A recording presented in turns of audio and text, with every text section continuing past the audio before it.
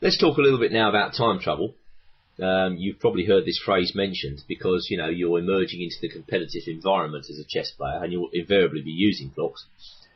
My advice is very simple. Try not to get into time trouble at all if you can help it.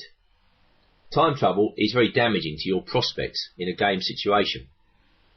Now, it's true that in a lost position or a very difficult position, strong players often get into time trouble deliberately in order to make the opponent nervous, try and settle them, and to try and induce a mistake. Usually very strong players are exceptionally good when they're very short of time. But for you, the up-and-coming player, this is a very risky strategy to adopt and should only be adopted when, as I say, you've got a really bad position. In all normal circumstances, try and avoid time trouble. And the usual formula is something like this. When you've got 10 minutes left, you should leave yourself with no less than 1 minute a move for the last 10 moves. So when you're going in, when you've got 10 moves left, you'd have at least 10 minutes left on the clock. 1 minute per move for each of those last 10 moves. And for the very last move before the time control, try and leave yourself 2 minutes. Because statistically, this is the move where most mistakes are made in a game of chess. The very last move before the time control. Don't ask me why this is. Perhaps it's a release of tension. It's a relief at getting to the time control. I don't know what it is. But statistics will show that this is the move at which most blunders are made. So for the very last move before the time control, 2 minutes please, left on your clock. Just to make a difficult decision, to be able to make the decision in relative comfort. Time trouble can lead to terrible things in a game of chess. For instance, I'll show you a Grandmaster game now. In fact, some players, just to make the point even more concrete, some Grandmasters tend to get into time trouble deliberately in their games. They can't cure the addiction to time trouble. In fact, this even occurs at club level. I know a player at my club, he's a correspondence Grandmaster. I think he was even fighting for the World Championship 20, 30 years ago. He cannot cure his addiction to time trouble, no matter how hard he tries. And he's an extremely good player. But the number of games he's blown, the number of winning positions he's set up and then messed up, simply because he comes to the last 5 minutes in his game and he's got 20 moves to make. And he just can't make the time control. So please don't play like him. Use your time rationally and calmly in a game of chess. Don't play too fast. That's not what I'm advocating here. Play evenly and, you know, think when the position demands you to think. But don't, above all, get into desperate time trouble. And if you're playing with an increment, it's even more important not to slip too far behind on the clock. The international time limit these days, I think, is something like 40 moves in 100 minutes, with 30 seconds per move added to your clock for each move that you make.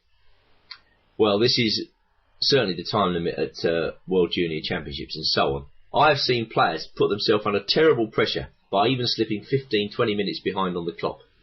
So that at the very end of the game, they're having to play 30 seconds a move for maybe an hour or two. And this puts terrible strain on the nervous systems, even for very young people.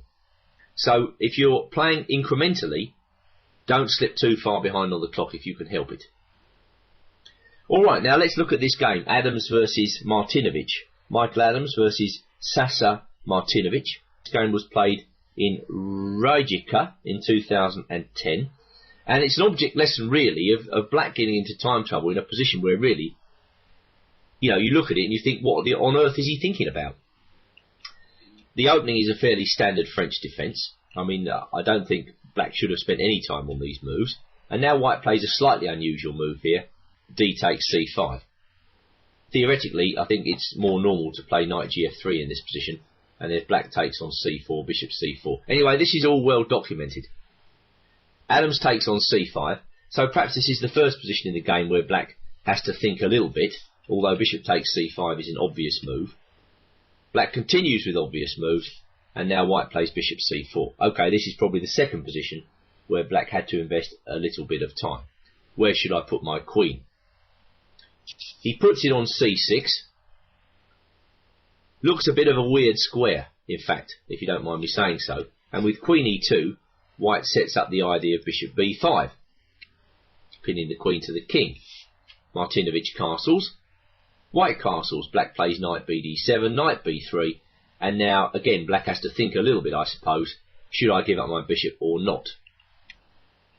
In the end, Martinovic decides to play b6, allowing white to take off the two bishops, which he happily does, and in return, black is getting quick development. Gets his bishop to b7, and hopefully his rooks to the centre. Again, you would think not a position where black would have to use up much time. He's made the decision to give up the two bishops. Okay, so be it. Adams is a player who plays simply, and he tends to play quickly as well, if all other things being equal.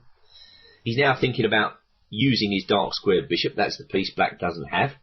So white would really like to operate on the dark squares if it were possible, where black is weakest. So Adams brings his bishop to b2. Black plays queen h5. And now white invites an endgame, where in this endgame he's got two small advantages.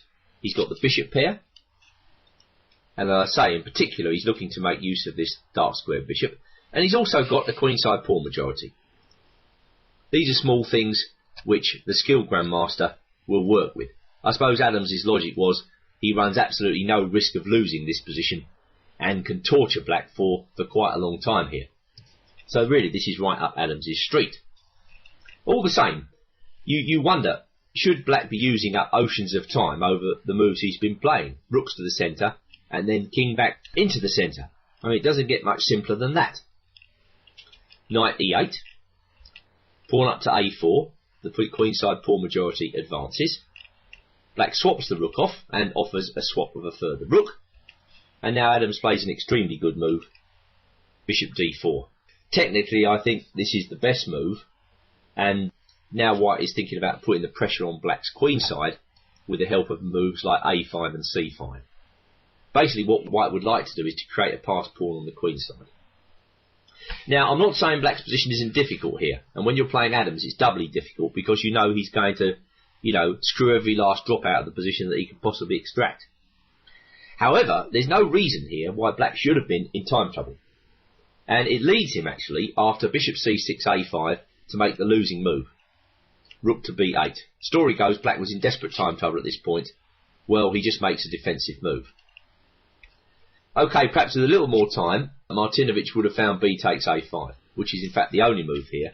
He probably didn't like bishop c5 check, knight d6. Going into this pin, intuitively, you're relying on your intuition when you're very short of time, and you just think to yourself, I hate that pin. I really don't want to go in for it. But that was black's best chance to hold the game. White's got no way to increase the pin, whereas black can try to get out of it by playing e5, f6, and then maybe moving his king. Something like that. So white's got to chop this pawn on a7. There's no doubt that white's much better here after bishop d3, let's say, bishop b6, and then rook a1. Two bishops. He's now established his passed pawn, but black can try and defend it. He might be able to grind out a draw over many moves. But certainly rook b8 is very bad. Black allows white a free hand on the queen side, and Adams just pushes through. Well, after c5, unfortunately, Martinovic either lost on time or resigned. We don't know which, but it's clear that the pressure against his queenside has become quite unbearable. One small line will demonstrate just how unbearable. If he takes on a5, we go c6.